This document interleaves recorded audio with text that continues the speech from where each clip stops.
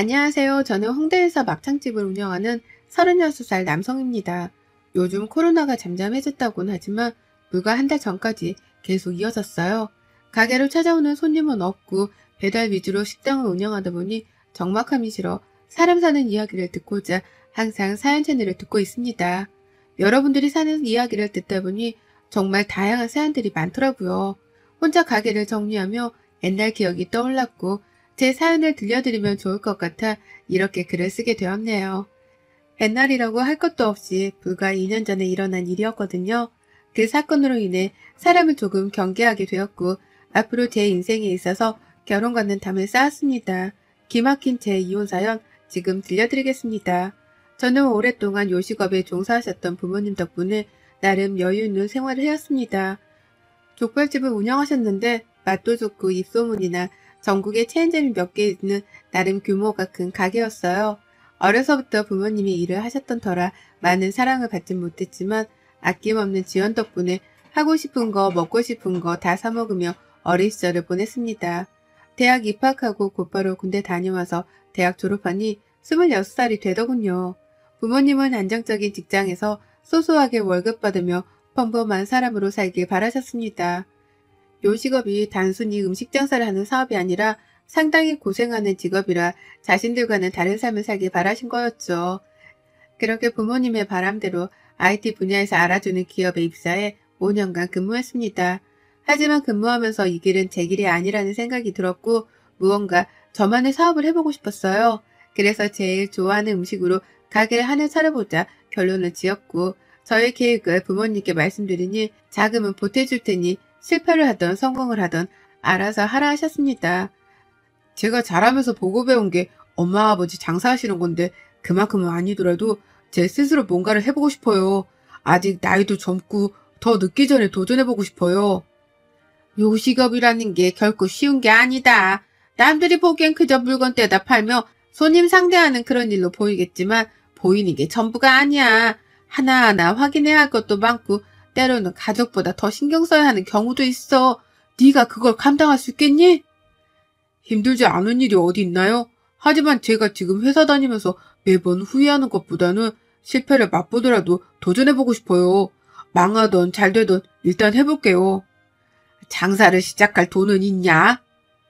일단 월급 모아둔 돈도 얼추 되고 대출받고 하면 괜찮을 것 같아요. 정말 아무것도 모르는 녀석이네. 대출? 그거 함부로 받는 거 아니다.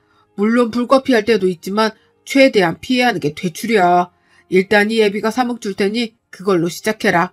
적은 돈 아니다. 내가 피땀 흘려 번 돈이야. 이 돈으로 가게를 구하는 것부터 시작해서 어떻게 할 건지 잘 구상해봐. 잘 되든 안 되든 그건 오로지 네 몫이라는 거 잊지 말아라. 그래서 31살 되던 해 부모님의 응원에 힘입어 첫 장사를 시작하게 되었습니다.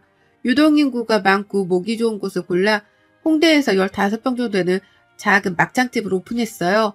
무턱대고 오픈하긴 했지만 홍보를 많이 하고 직접 막창을 손질하고 구워주는 서비스를 제공했고 많은 이벤트도 열며 가게는 인산인해를 이루며 대성공을 거두었죠. 하지만 코로나라는 안타까운 시기가 닥쳤고 제 가게도 잠시 주춤하던 시기였습니다. 이러다 가게가 망할 수도 있겠다 생각이 들었고 날이 갈수록 초조해져만 갔죠. 그러던 어느 날 가게 문을 일찍 닫고 직원들과 막창에 술 한잔을 했습니다. 나이 차이가 나봤자 2~3살이어서 서로 형 동생하며 가까운 사이였죠. 갑자기 직원 중 한 명이 저에게 여자를 소개시켜 주겠다는 겁니다. 일이 힘들고 지칠 땐 사람으로 극복해야 한다면서요. 그렇게 그 직원이 소개해준 여자를 만나게 되었는데 제가 첫눈에 반할 정도로 예쁘장한 외모였어요. 키도 크고 날씬한 데다가 웃는 모습이 어찌나 사랑스럽고 예쁘던지요. 그렇게 만남을 이어가다 진지한 사이가 되었고 그 사람은 제 와이프, 지금은 전처가 되었죠. 결혼하면서 알콩달콩한 행복한 신혼을 즐겼습니다. 부모님의 가게나 제 가게가 바쁘면 먼저랄 것도 없이 달려와서는 일손도 돕고 정말 효부가 따로 없었죠. 어디서 이런 복덩이가 굴러왔을꼬. 잘 다니던 회사 때려치고 사업한다고 했을 때 불안했는데 마음 다잡고 이렇게 잘 사는 모습이 보기 좋구나. 어머님, 아버님, 앞으로도 가게 바쁘고 그러면 저 불러주세요. 어차피 집에서 하는 일도 없는걸요. 그 일도 바쁘고 늦게 들어와서 혼자 있는 시간이 너무 많아요. 차라리 이렇게 어머님 아버님이랑 같이 일하면서 얘기하는 게 저는 훨씬 더 좋은걸요. 어머, 어쩜 말도 이렇게 예쁘게 할까? 그래, 우리 앞으로 더 잘 지내보자. 부모님도 싹싹한 성격의 전처를 좋아라 하셨고, 가게가 코로나로 사정이 좋지 않아 힘이 들면 언제나 밝은 미소로 저를 응원해주며 서로 돈독한 사이가 되어갔습니다. 그렇게 1년 정도의 시간이 흘러 저희에게 아기 천사가 찾아왔고, 전처는 건강한 딸을 출산했죠. 하루가 다르게 커가는 모습을 보며 힘들어도 아이를 생각하면 모든 것이 녹아내리더군요. 미소 하나에 온 세상을 다 얻은 것 같은 기분을 매일 느끼며 그렇게 딸바보가 되어버렸죠. 딸아이가 새돌이 지났을 무렵 여느 때처럼 저는 출근을 위해 대문을 나섰습니다. 옆집이 시끄러워 뭐하나 하고 보니 누군가 이사를 온 거였어요. 젊은 남자가 대뜸 저에게 오더니 잘 부탁드립니다. 오늘 이사 왔어요. 라며 인사를 건네는 겁니다. 요즘 사람들 같지 않게 싹싹하고 밝은 사람이 인사를 건네니 기분이 좋아지더라고요. 그렇게 오며 가며 인사를 하는 정도의 사이가 되었습니다. 6개월 정도가 흘렀고 코로나가 어느 정도 주춤하는 추세여서 가게가 한참 바빠지기 시작했어요. 여느 때처럼 출근을 하며 옆집 남자를 마주쳤는데 보면 볼수록 뭔가 익숙한 느낌이 드는 겁니다. 가끔 보는 사이인데도 왠지 모를 기분에 떨떠름했거든요. 그러다 모처럼 쉬는 날 와이프가 저에게 아이를 부탁하고 오랜만에 친구들을 만난다며 외출을 했어요. 가끔씩 장모님께 아이를 맡기고 외출을 종종 했었지만 저에게 직접 부탁한 적은 처음이라 편하게 다녀오라며 용돈도 쥐어서 보냈습니다. 그런데 말이죠. 아침부터 저녁까지 딸아이와 함께 붙어있으면서 갑자기 옆집 남자가 생각나는 겁니다. 옆에서 새근새근 낮잠을 자고 있는 아이의 얼굴을 보자니 옆집 남자가 겹쳐 보이는 거예요. 평소 사연 채널을 즐겨 들으며 여러 사연들을 접하기도 하고 이런 경우가 있을까 싶었고 정말 말도 안 되는 생각이란 걸 알지만 제 스스로에게 묻고 싶더군요. 며칠을 고민한 끝에 딸아이의 칫솔과 제 칫솔을 유전자 의뢰를 맡겼어요. 이 행동 자체가 상당히 위험한 행동이고 정말 말도 안 되는 것인 줄 알지만 찝찝한 느낌이 있었거든요. 딸아이가 제 친자가 아닐 수도 있다는 사실보다는 그 찝찝한 기분을 덜어내고 싶었어요. 며칠 후 저는 충격적인 결과를 듣게 되었습니다. 딸아이가 제 친자가 아니라는 결과였어요. 하지만 그 사실보다 그동안 아내가 저를 속였다는 것, 그리고 과연 이 아이의 친부는 누구일까 하는 것에 대한 생각이 더 컸습니다. 그도 그럴 것이 와이프가 최근에 이웃들과 잘 지내야 한다며 옆집 남자를 잘 챙기기도 했거든요. 그런 모습까지 겹쳐 뇌리에 무언가 얻어맞은 느낌이 들고 말았습니다. 말도 안 되는 결과에 망연자실한 저는 하루 가게 문을 닫기로 하고 와이프에게 물어보기로 했어요. 이렇게 된 이상 숨길 일이 아니고 확실하게 넘어가야 하는 부분이었죠. 아이를 재우고 거실로 나온 와이프를 불러 앉혔습니다. 심각한 제 표정을 보더니 무슨 일이 있냐며 걱정하는 표정으로 저를 쳐다보더군요. 차마 뺨을 때리지는 못하겠고 그렇다고 배신감에 눈물을 흘릴 수도 없던 저는 덤덤하게 말을 했습니다. 당신 옆집 남자랑 꽤 친한가 봐? 갑자기 옆집 남자 이야기는 왜 나와? 내가 미친 생각을 했던가 싶어서 정말 많이 고민했거든. 우리 수아 말이야. 내 딸 아니더라고. 그게 갑자기 무슨 뚱딴지 같은 소리야. 수아가 우리 딸이 아니면 누구 딸인데 왜 갑자기 그런 말을 해? 우리 딸이 아니라 너랑 옆집 남자 딸이겠지. 물론 확실한 건 아니지만 이 서류를 보고도 네가 그렇게 말할 수 있나 한번 보자. 이래도 수아가 우리 아이야? 당신 나 몰래 유전자 검사했어? 내가 그렇게 못 믿어왔니? 그래, 이왕 이렇게 된 거 다 말할게. 옆집 사람 사실 내 첫사랑이야. 자기랑 결혼하고 얼마 안 돼서 너무 치근덕대길래 몇 번 만난 게 전부야. 하룻밤에 실수가 있었고 서로 인생에 터치 안 하기로 했어. 내 아이 내가 낳아서 키운다고 말했고 지금 와서 이 사실을 말한다고 달라질 게 있을까? 이미 혼인신고했고 법적인 우리 아이인데? 너 어떻게 뻔뻔하게 말할 수 있어? 네가 그러고도 사람이야? 수호한테 미안하지도 않아? 어차피 얘라 모르잖아. 우리만 입 다물면 그만인 일이야. 당신도 수아 사랑하잖아. 이제 와서 친자가 아니라고 하니 있던 정도 떨어지니? 안 그래도 며칠 전에 정리했어. 다시는 안 만나. 그러니 당신도 생각 다시 해봐. 생각? 무슨 생각? 네가 네 입으로 생각이라는 단어를 말할 자격 있어? 수아는 둘째치고 너랑은 더 이상 같이 못 살겠다. 네가 안 나가면 내가 나가? 그렇게 저는 짐을 챙겨 가게로 왔습니다. 가게도 쉴 수 있는 작은 공간을 마련해 둔 탓에 급하게 가게로 오게 되었죠. 앞으로 어떻게 해야 할지 정말 막막하더라고요. 잠도 오지 않고 휴대폰으로 이리저리 알아보기 시작했습니다. 우선 저는 아내와 그 남자가 만났다는 증거, 불륜을 저질렀다는 증거가 필요했고, 결정적인 증거로는 딸아이와 옆집 남자 유전자 검사 결과가 제일 확실했죠. 와이프가 아이를 어린이집에 보내고 집에 없는 틈을 타 뭐라도 얻을까 싶어 집으로 갔습니다. 제가 집을 나간 지 며칠이나 됐다고 그새 집이 조금 엉망이 되었더라고요. 안방부터 욕실까지 차근차근 살펴보았습니다. 아니나 다를까 제 물건이 아닌 것들이 몇 개 있더라고요. 직감적으로 옆집 남자의 것이라는 걸 알았습니다. 제가 없으니 대놓고 왕래를 했던 탓인지 평소에 제 것과는 다른 스타일의 속옷도 있더라고요. 옆집 남자의 것으로 추정되는 물건들을 가지고 유전자 검사를 의뢰했습니다. 아니나 다를까 제 예상이 맞았더라고요. 너 이제 빼도 박도 못해. 이젠 아주 집에 대놓고 들이더라? 그것도 온전한 내 집인데 그놈이랑 뒹구니까 좋아? 수아보기 부끄럽지도 않던? 정말 이해가 안 간다. 긴 말 필요 없고 법원에서 보자. 너랑은 정말 끝이다. 저는 그 길로 이혼 소송을 진행하고 옆집 남자에 대한 상간남 소송을 진행하기로 했습니다. 미리 변호사를 선임해둔 덕에 일처리는 비교적 수월했습니다. 와이프는 저에게 연락을 해오더니 소송을 취하라며 협박 아닌 협박을 했습니다. 네가 이러고도 무사할 것 같아? 수아보기에 창피하지도 않아? 안 미안해? 미안은 하지. 이런 상황을 만들어서. 그런데 적어도 나보다는 네가 더 미안해하는 게 맞지 않냐? 나한테 굳이 미안한 감정 없어도 되는데 예언말하는 사람이 양심은 있어야지. 네가 나한테 창피라는 단어를 말할 자격이나 되니? 정말 웃기는 여자네. 내가 돈이 어딨다고 소송을 해. 위자료? 꿈도 꾸지 마. 지금 살고 있는 이 집은 나한테 넘겨야 할 거야. 나 순순히 못 물러나. 알겠어? 유책 배우자는 넌데 왜 내가 내 명의로 된 내 집을 너한테 줘야 해? 오히려 네가 나한테 위자료를 줘도 모자란데? 정신적 피해보상금까지 청구할까? 남자가 쪼잔하게 살면 안 되는 거야. 여자 인생을 그렇게 조져놓고 싶어?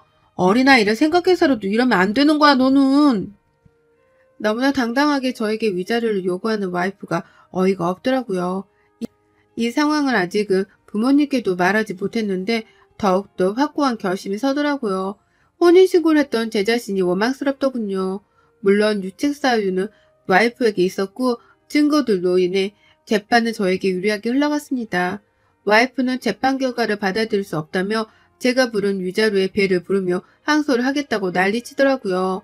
장인어른과 장모님은 뒷목을 잡으시며 와이프, 아니 전철에 말리셨고 풍족한 환경이지 못했던 처가댁은 결국 항소를 포기했습니다.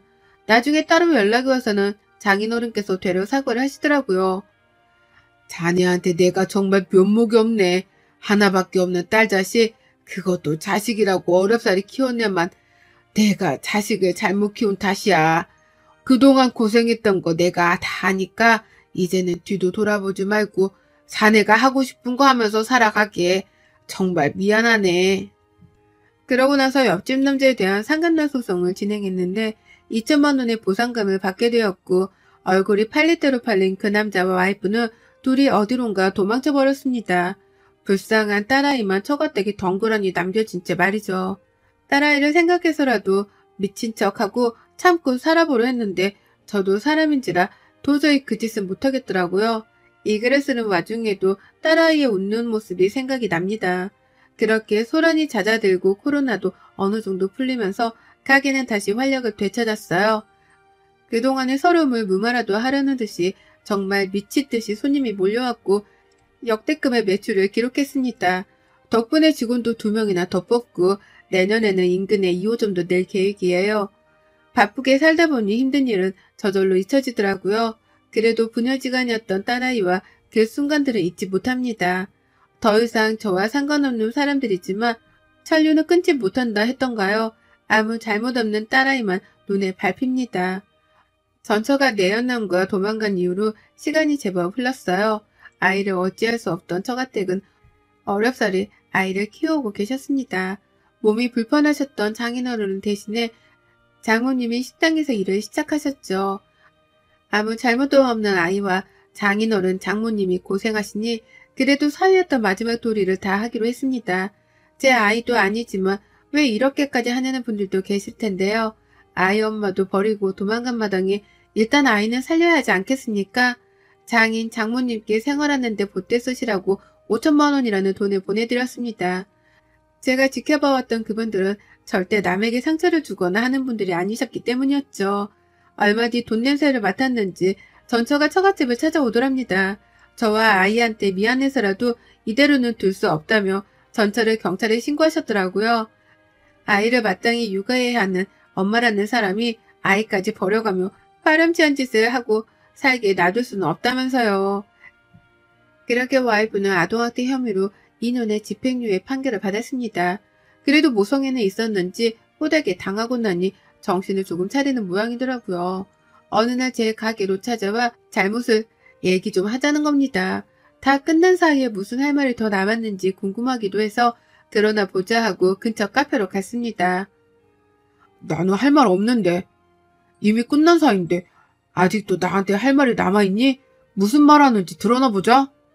내가 갈 때까지 가보니까 힘든 게 뭔지 알겠더라. 지금 생각해보니 당신이랑 수아한테 참 미안하더라고. 무슨 생각이었는지 모르겠지만 당신을 사랑하니까 그게 이유될 거라 생각했어. 그 마음은 진심이었거든. 잠시 내가 한눈 판 건 있지만 내 진심까지 무시하지 말아줬으면 해. 말이 된다고 생각해? 진심이라면서 어떻게 그 새끼랑 놀아날 생각을 해? 수아가 버젓이 있는데도? 쓸데없는 말할 거면 나 이민 간다. 시간 낭비도 아니고 뭐하는 짓이냐? 내 얘기 좀 끝까지 들어봐.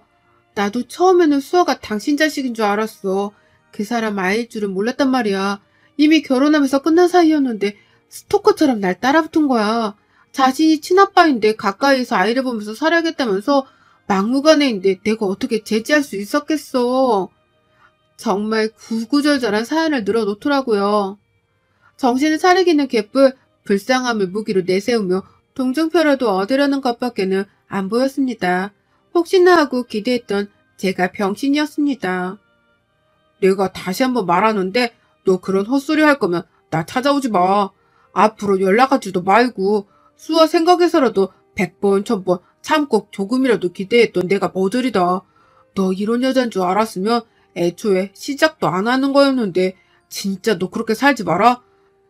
네가 하는 그 말 핑계로밖에 안 들려. 그래서 결론은 전 남자랑 놀아나서 아이까지 버리고 도망갔다 온 거잖아. 넌 정말 인간되기 글렀다. 어디 가서 수아 엄마라고도 하지 마라. 내가 다 창피하니까. 말을 그렇게까지 해야겠어? 당신도 수아 아빠인데 어떻게 하루아침에 이렇게 달라질 수가 있어? 그동안 수아랑 함께한 시간들은 아무것도 아니었니? 그래서 지금 이 판국에 다시 합치자고 하는 거야 뭐야? 더러운 몸뚱이를 어디다 대고 들이밀어? 수아는 그렇다 치고 너는 도저히 갱생불가한 인간이야. 내가 장모님, 장인어른한테 죄송해서라도 너랑은 다시 합칠 일 없으니까 그런 줄 알아. 한 번만 더 찾아오면 경찰에 신고하든 할 테니까 어디 한번 해봐. 말이 안 통하네. 그러니까 네가 이 꼬라지인 거야. 막창이나 파는 주제. 가진 것도 쥐뿔도 없으면서 꼴에 자존심 세우기는 나니까 너랑 살아준 거야 알아? 그렇게 전초와 헤어지고 저는 그 길로 접근 금지 통신 제한 신청을 해버렸습니다. 더 이상 상종할 가치가 없던 인간이었으니까요. 지금은 어디서 무얼 하는지 잘 살고 있는지는 모릅니다. 종종 장인어른이 보내오시는 아이의 사진을 보고 있으며 아이는 그저 해먹을 뿐이네요. 제 친자식은 아니지만 사랑스러웠던 그 순간들을 잊지 못할 겁니다. 살면서 제가 이런 일을 겪을 거라고는 상상도 못했습니다. 막상 겪고 보니 어떻게 이야기를 해드려야 할지 몰라 주절주절 길게 말만 늘어놓았네요. 남의 자식을 키운다는 건 결코 쉬운 일이 아니지만 저처럼 배신을 당할 경우는 정말 애매한 것 같습니다. 제 친자식인 줄 알았던 소중한 자식이 내 아이가 아니라는 사실을 알았을 때는 얼마나 절망적이었는지 모릅니다. 여러분도 저처럼 이런 경우가 있으신지 모르겠지만 잘 대처하세요. 그리고 꼭 조언드리고 싶은 건 결혼하고 나서 1, 2년 정도는 혼인신고를 하지 않으셨으면 합니다. 남녀가 서로 다른 환경에서 만나 자라온 탓에 살면서 분명 부딪히고 갈등을 겪게 되어 있어요. 나름의 유예 기간 동안 어떻게 관계를 극복해 나가는지, 앞으로 더 함께할 가치가 있는지 잘 생각해 보시라는 의미입니다. 그럼 제 사연은 여기까지입니다. 건강하세요. 여러분의 생각은 댓글로 남겨주세요. 오늘도 시청해 주셔서 정말 감사합니다.